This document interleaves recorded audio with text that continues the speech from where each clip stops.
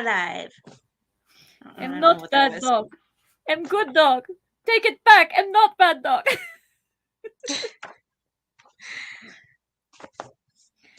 All right.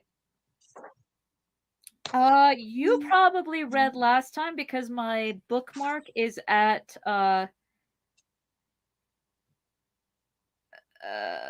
wait. Did we last talk about the tower being a pencil? Or had we gotten past that? We had gotten past that.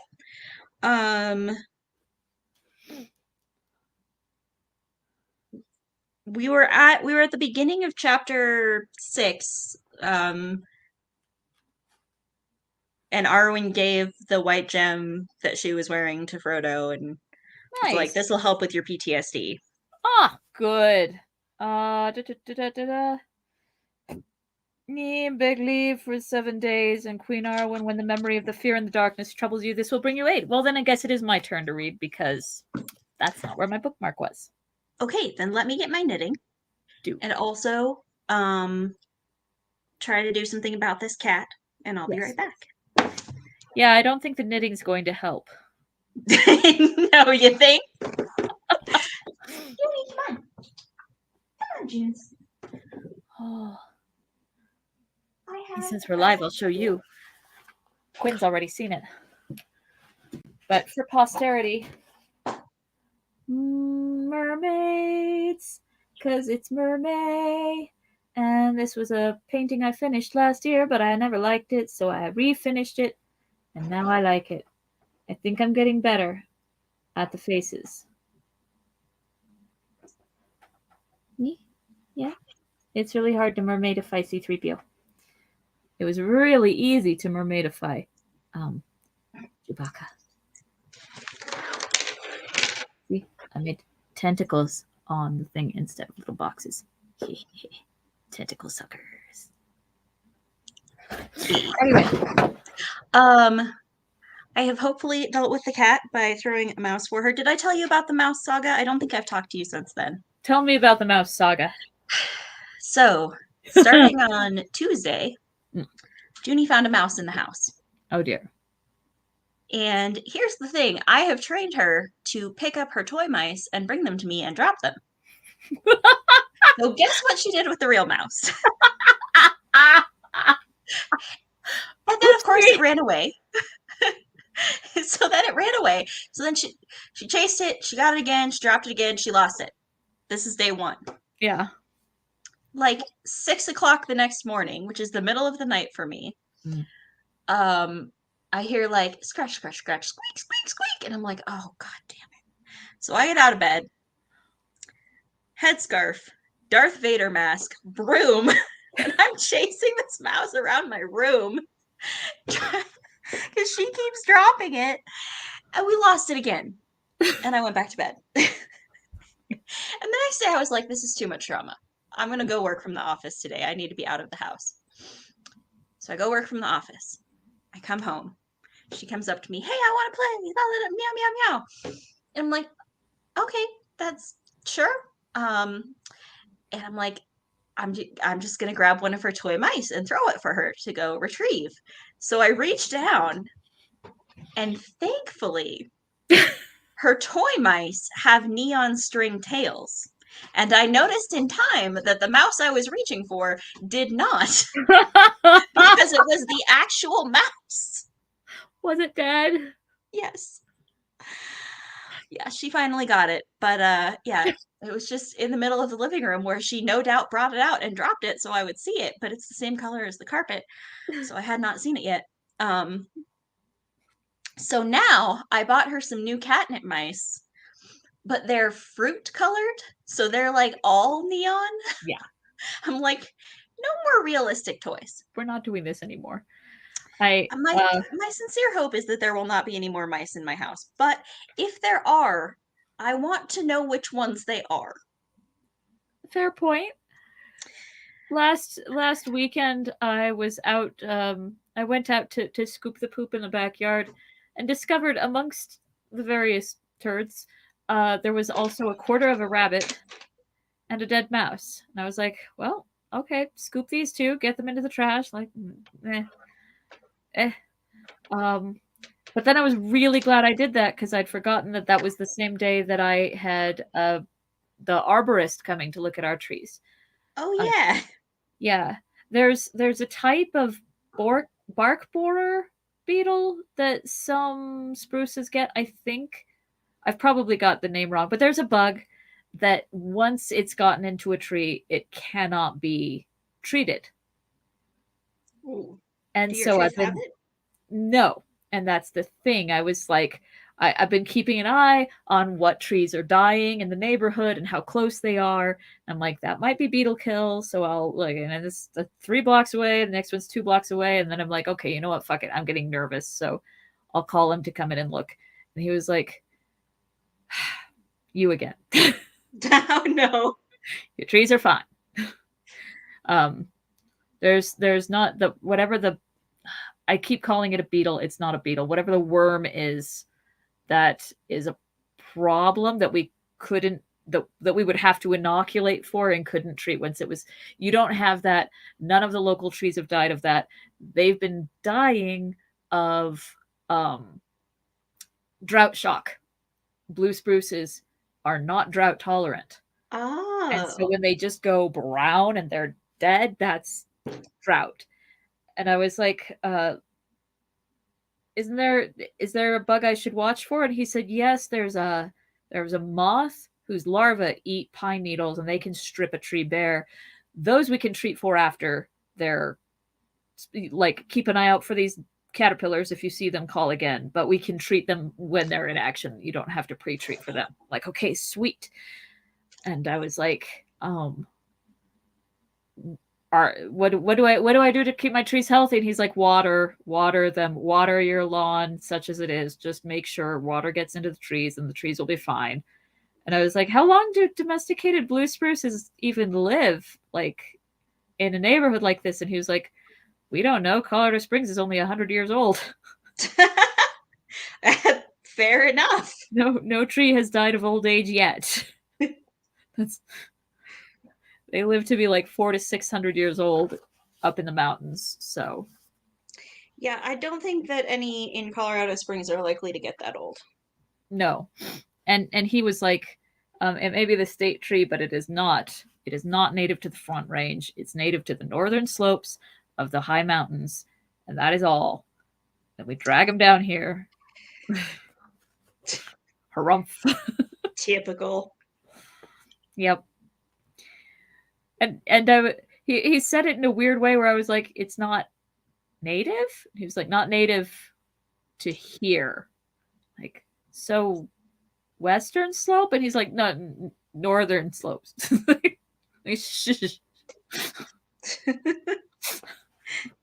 Okay. Native to somewhere very high up, I Yeah, guess. yeah, where Okay. there's a lot of snow and a lot of moisture and a lot of bedrock, and that's about it. um yeah, Well, these fair enough. valleys. Yeah, we're supposed to have cottonwood, and that's it. Well, thank God that's not all we have because can you imagine the allergies? It would be like legend in the springtime. It's fluff blowing through. In 3 days, as the king had said, Eomer of Rohan came riding to the city, and with him came an Aered of the fairest knights of the Mark. Ugly knights don't get to come on these ridings. He was welcomed, and when they sat all at table in Merithron, the great hall of feasts, he beheld the beauty of the ladies that he saw, and was filled with great wonder. And he went to his and before he went to his rest. Wow. I was gonna say, and then his eyes came out of his head and back in a few times, and he went, "Auga, auga." He slapped the table wolfishly. Before he went to his rest, he sent for Gimli the dwarf, and he said to him, Gimli, Gloin's son, have you your axe ready? Nay, lord, said Gimli, but I can speedily fetch it if there be need. You shall judge, said Eomer. For there are certain rash words concerning the Lady of the Golden Wood that lie still between us, and now I have seen her with my eyes. Well, Lord, said Gimli, and what say you now?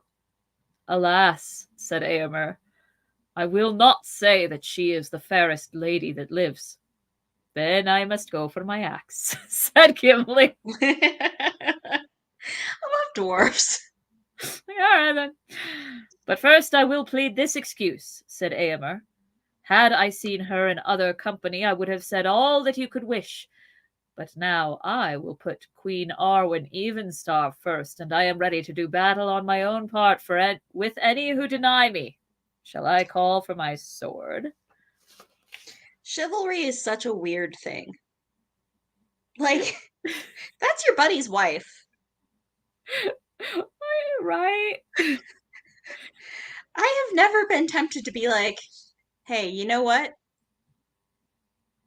You know that person our friend is married to? I think they're the most beautiful person in the world, and I will fight anyone who says something. Bit creepy, frankly, but that's okay because it's these two. And it's a chivalrous thing. He's not actually saying that he wants to bang Arwen. No, absolutely not. It's much more of the medieval untouchable lady mystique thing. Yes, courtly romance. Courtly romance indeed. Then Gimli bowed low. Nay, you're excused for my part, lord, he said. You have chosen the evening, but my love is given to the morning, and my heart forebodes that soon it will pass away forever. Gimli's the best. I love him. I'm really glad he gets to go to the Undying Lands. Right. At last, to go and have his polycule. 100%. Does Eomer ever marry? I feel like he does. I feel like he has a son to pass on his stuff to. I'm pretty sure he does. I don't recall it ever saying who he marries. Right? But where are my timelines? I'm sorry, I'm going to consult the timeline. Kindly do that. I am trying to keep the cat away from my knitting. As you can see here, I have one hand holding her back. I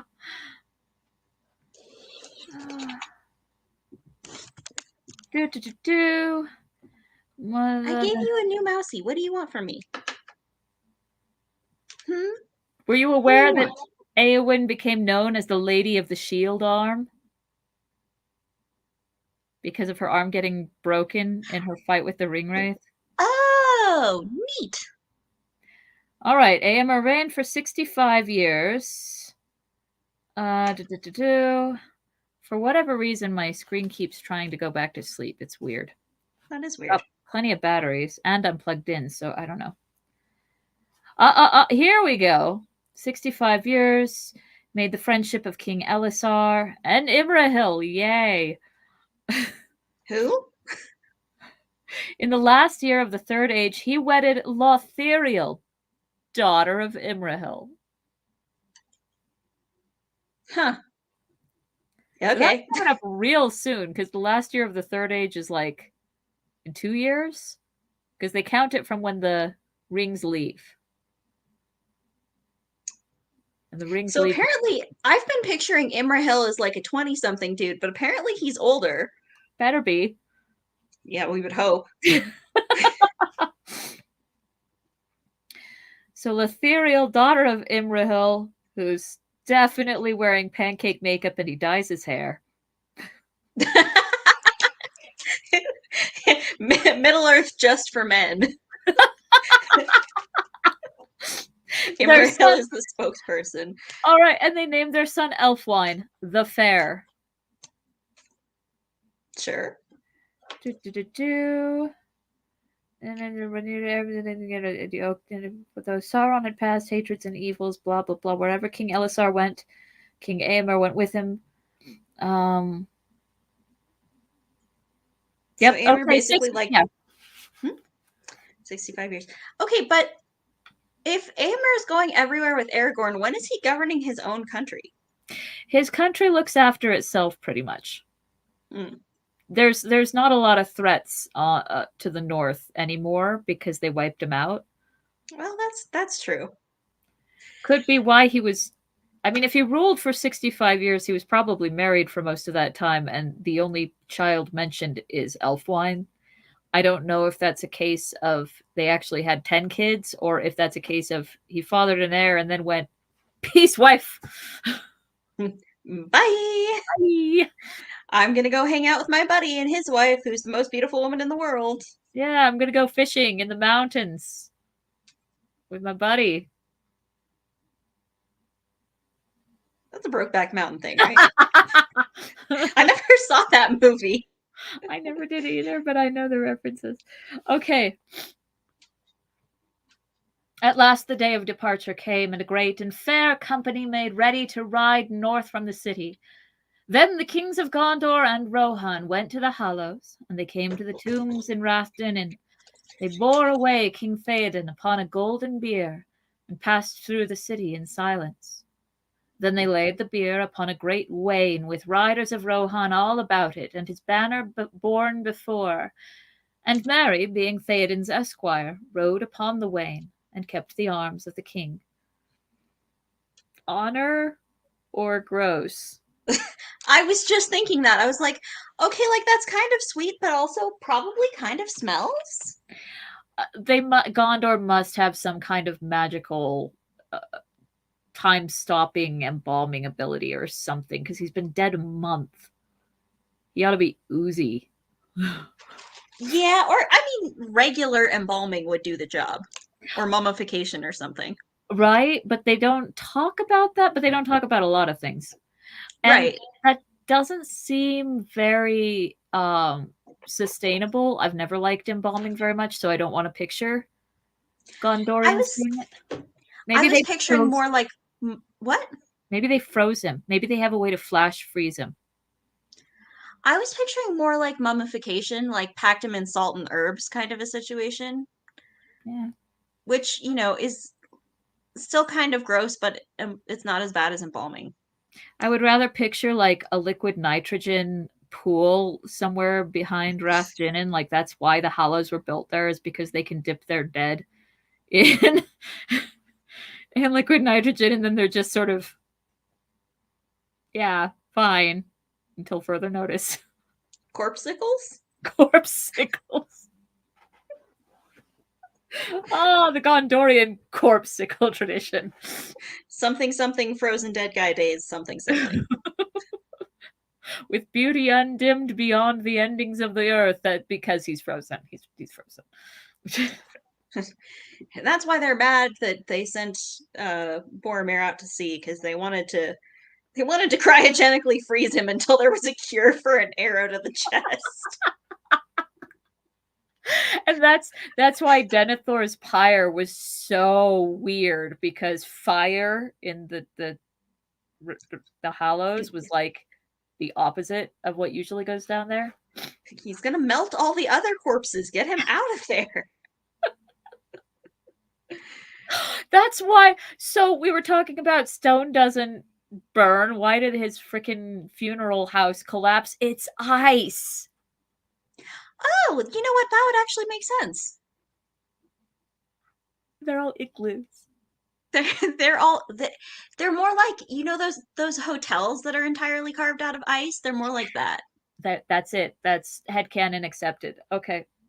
That actually does make way more sense than if they were stone. Right? And if they're ice, and if they're like an opaque grayish ice, and they were built beyond like generations ago, people would think it was stone. They would talk of it as if it was stone, but it wouldn't actually be. Yeah. Well, and like it's in the mountains. Permafrost is a thing. Absolutely. And it's in the mountains in a magical land. So yeah, I'm still picturing like a liquid nitrogen fountain spring. Mm. I don't know. Tolkien didn't say there wasn't one. For the other companions, steeds were furnished according to their stature. Frodo and Samwise rode at Aragorn's side, and Gandalf rode upon Shadowfax, and Pippin rode with the knights of Gondor. Legolas and Gimli, as ever, rode together upon Arod. Gay. Hey. In that riding went also Queen Arwen, and Celeborn and Galadriel with their folk, and Elrond and his sons, and the princes of Dol Amroth, and of Ithilien, and many captains and knights. Never had any king of the Mark such company upon the road as went with Theoden Thengel's son to the land of his home. All the celebrities. Without haste. The Met Gala of Middle-earth. Met Gala. Without haste and at peace they passed into Anorion, and they came to the grey wood under Amon-Dûn. There they heard a sound as of drums beating in the hills, though no living thing could be seen. Then Aragorn let the trumpets be blown, and heralds cried, "Behold, the King Elessar is come. The forest of Druadan he gives to Gan Burigan and to his folk to be their own forever, and hereafter let no man enter it without their leave." Then the drums rolled loudly and were silent. And let's hope he kept his word better than American statesmen do. Unless we find any kind of natural resources in the Forest of Druadan, in which case all bets are off. Or we just feel like we need more land for no reason. Yeah. Or we're bored. Yeah, no, not cool. No. Yeah, Aragorn would not do that. Never. Nor anyone raised in his philosophies. Even if the Númenóreans were a bit of a colonizer culture, yeah. We have discussed this. We know they were. Yeah, we don't like that. It's, no, we're not in favor. One of the few products of the time in which Tolkien was writing that has not aged all that great. That and his attitude towards women, which is at least reverent, but that's kind of weird. Yeah, that about sums it up. Men raised entirely by men and boys' schools develop very warped ideas of what women are.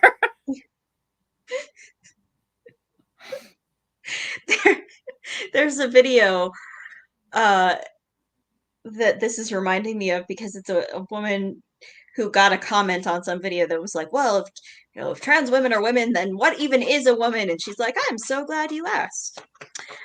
Women are robust. Women are industrious. And she goes on for like 5 minutes about different things. But it's things like, have you ever seen a raccoon try to wash a piece of cotton candy in the river? That's a woman.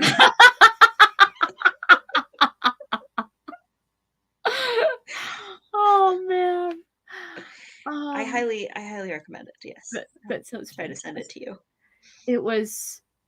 It probably does offend some people on the internet, but I saw a clip of Trixie Mattel being asked, "What would you say to people who were like, but God created men and women, and they shouldn't swap sides or try to pretend they're the other one?"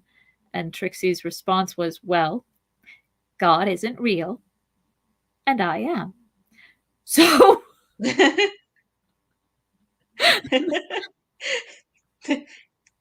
There you go.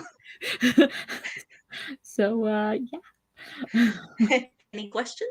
Any questions? Makes it real easy to collapse that waveform. Yeah, I'm good. Anyway, where were we? Without haste and at peace Amon-Dûn and were silent, blah, blah, blah. At length, after 15 days of journey, the wain of King Theoden passed through the green fields of Rohan and came to Edoras. And there they all rested. They had the wain packed with dry ice.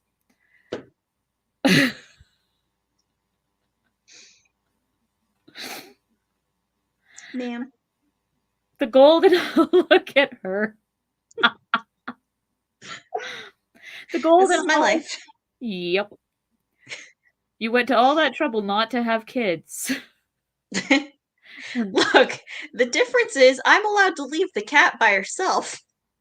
And I don't have to turn her into a good member of society. Oh, I don't know that I've managed that on an account. I disagree. I know, my None of kids. your children have done any damage to society. It's not the same as being a good member, but I hear you. Well, they haven't had a chance yet. They're sweet kids. They are. Time turned 21 yesterday. Oh my God, I forgot what day it was until just now. Tell them I said happy birthday, and God, I'm old. Yeah, me too.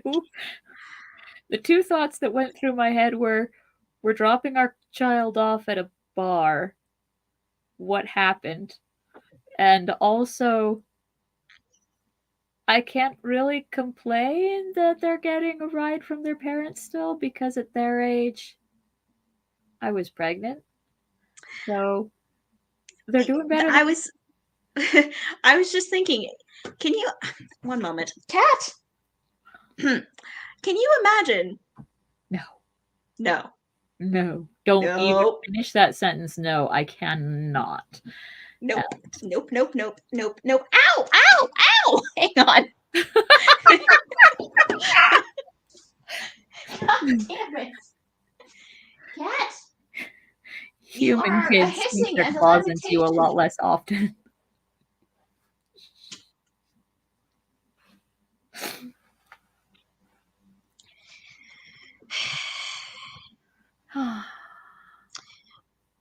You are a problematic fave.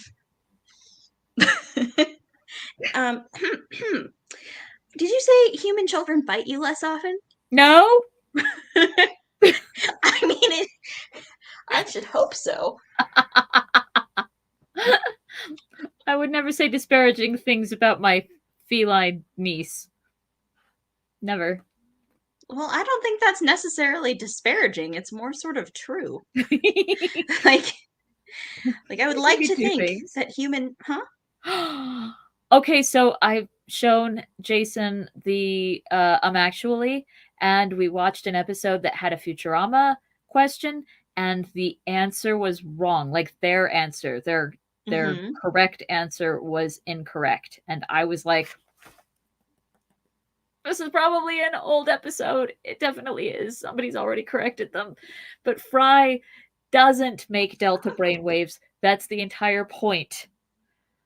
It was the statement was random genetic mutation caused him to produce delta brainwaves, which made him immune to the brain spawn. And the answer that was given, that was told that it was correct, was that it wasn't a random genetic mutation. It was caused by him being his own grandpa because of the time traveling and the nailing of the grandma, Sure. which is true. But all of that, the mutation that it caused was that he doesn't have a delta brainwave. Everybody else does. All animals and certain trees have the delta brainwave. He just has a random assortment of other brainwaves that do the job of a delta brainwave, and the delta brainwave is what the brain spawn attacks, and they couldn't with him, so he was immune. And I was just like, ah!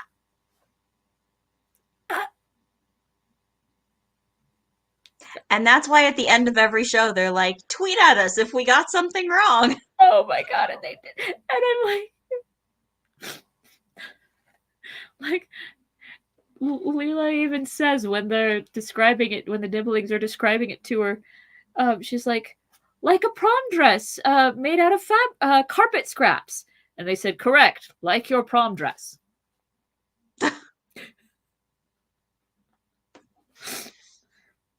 Look, mine was safety pinned together. I'm not judging. All right, 6 minutes till top of the hour. Let's see if we can make it through 2 pages. Good luck. I meant total. Oh, total. Oh, yeah, we might do that. The golden hall was arrayed with fair hangings, and it was filled with light, and there was held the highest feast that it had known since the days of its building. For after 3 days the men of the mark prepared the funeral of Theoden. He was laid in a house of stone, with his arms and many other fair things that he had possessed, and over him was raised a great mound covered with green turves of grass and of white evermind. Now there were 8 mounds on the east side of the barrow field.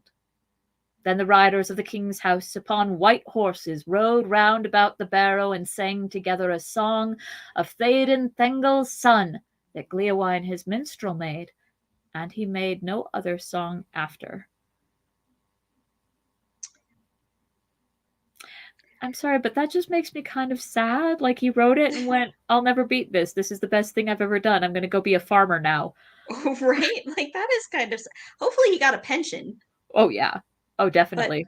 But also, the only thing I can think about whenever they talk about the barrow fields at Edoras is the meme that always makes me laugh. That's the "This grew on the tombs of my forebears." You have forebears? Yes.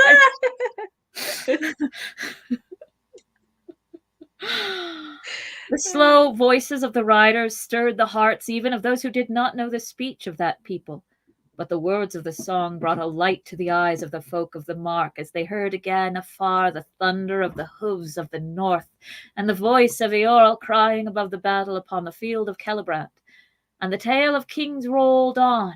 The horn of Helm was loud in the mountains until the darkness came, and King Theoden arose and rode through the shadow to the fire and died in splendor, even as the sun, returning beyond hope, gleamed upon Mindolluin in the morning. Song alert, but it's only 5 lines, so we're going to do this. Out of doubt, out of dark, to the day's rising, he rode singing in the sun, sword unsheathing. Hope he rekindled and in hope ended. Over death, over dread, over doom lifted, out of loss, out of life, unto long glory. But Merry stood at the foot of the green mound, and he wept. And when the song was ended, he arose and cried, Theoden King, farewell. As a father you were to me for a little while. Farewell. When the burial was over and the weeping of women was stilled, and the men got whatever that was out of their eye, because it was dusty. It was white horses kicking up dust. Kicking up dust, and then they put their feelings right here. Voice them down. Repress it. Repressing makes me feel nothing. I'm fine.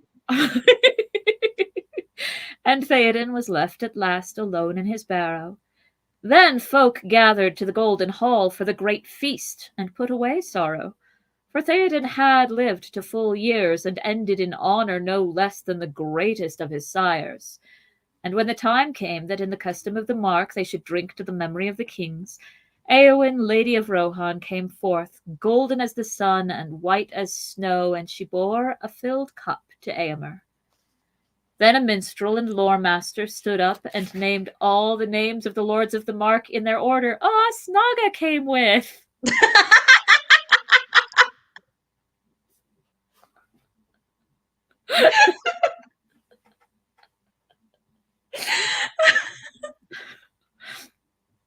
Eorl the young, and Brego, builder of the hall, and Aldor, brother of Baldur the hapless, and Freya and Freywine and Goldwine and Eor and Gram, and Helm who lay hid in Helm's Deep when the mark was overrun.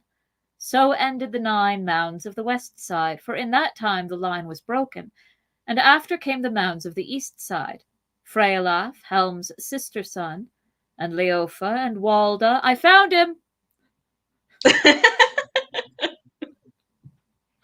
And Folka and Folkwine and Fengel and Thengel and Theoden the latest. Forgive me for interrupting again, but you know how the Blood of 10 Chiefs novels take the Cutter's ancestry and give you 10 short stories, but I feel like that should be done with the Kings of the Mark. That would be really cool. I would read like an annual anthology of stories to come out of from the eras of the Kings of the Mark. Wouldn't that be so fucking awesome? I want to know I want to know why Helm had to hide at Helm's Deep. Like, who was overrunning the mark? That I know. Orcs, and it was a long winter. It was a it was and wolves. Yeah, but like he had 2 sons, and all 3 of them ended up dying in various ways, protecting the mark from evil and we don't know shit about Walda or Folka or fucking Goldwine. I want to know about Goldwine. What did he just live? Maybe he's the reason they have great horses or something. Yeah. Who knows? We can't know unless we find out. Right? Or make it up. Yeah. We can call it the stories of Snaga. Maybe he stayed in in Rohan because he had gotten interested in the kings. Huh? He liked it there. Yeah. And he went and did a lot of research and wrote the tales of the kings. Blah. Renamed himself Snogwine.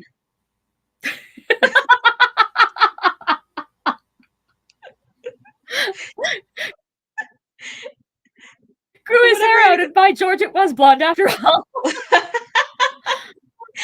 anybody was like, "That's an interesting name," he was like, "Yes, it's from my hometown, which is and I'm from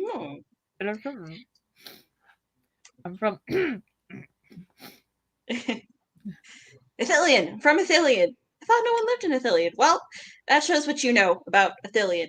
Right? I come from Minas Ithil. It hasn't been Minas Ithil in 500 years. Well, near Minas Ithil.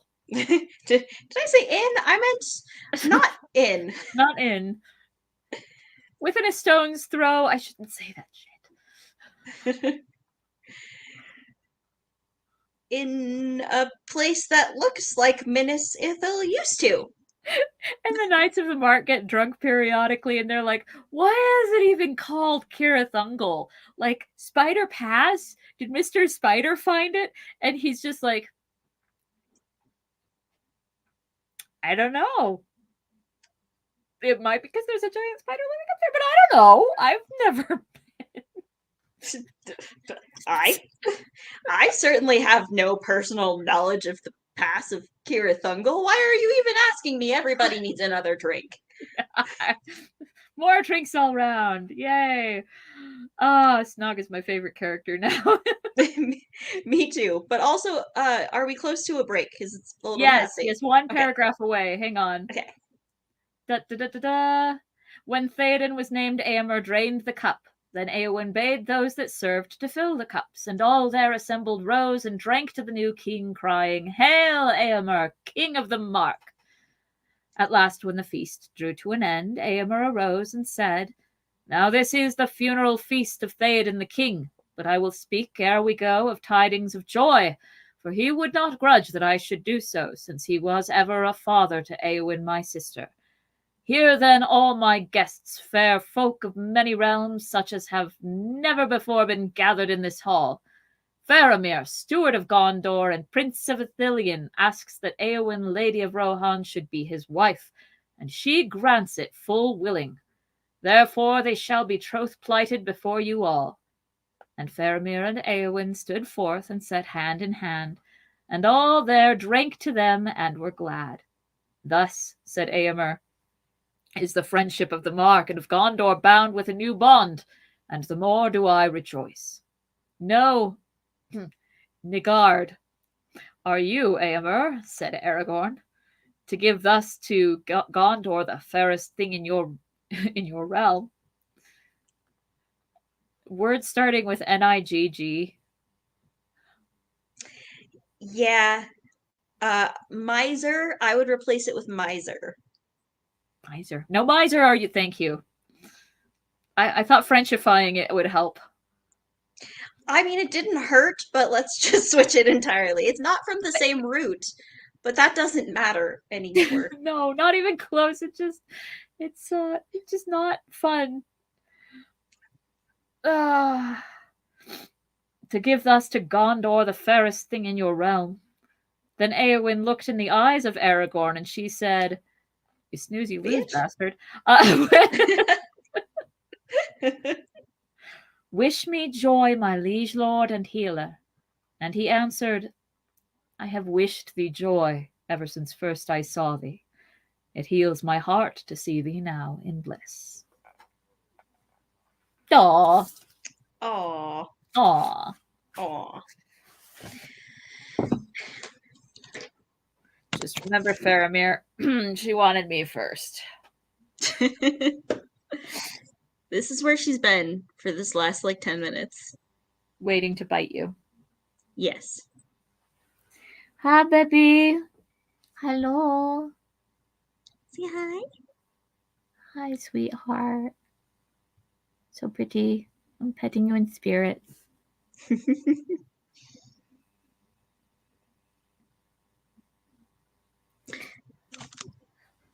All right. All right. Well, I will see you next week. That would be lovely. I'm trying to think if there is a thing I'm supposed to go to on Saturday, but I don't know how I'm going to get there because Jason's gonna go to Chicago this week to fetch our college students back. Ah. So, even if I find a way up on Saturday, I will be back by Sunday. So this will be doable. Yeah. Okie doke. Well, I will see you next Sunday then, and I love you. I love you too.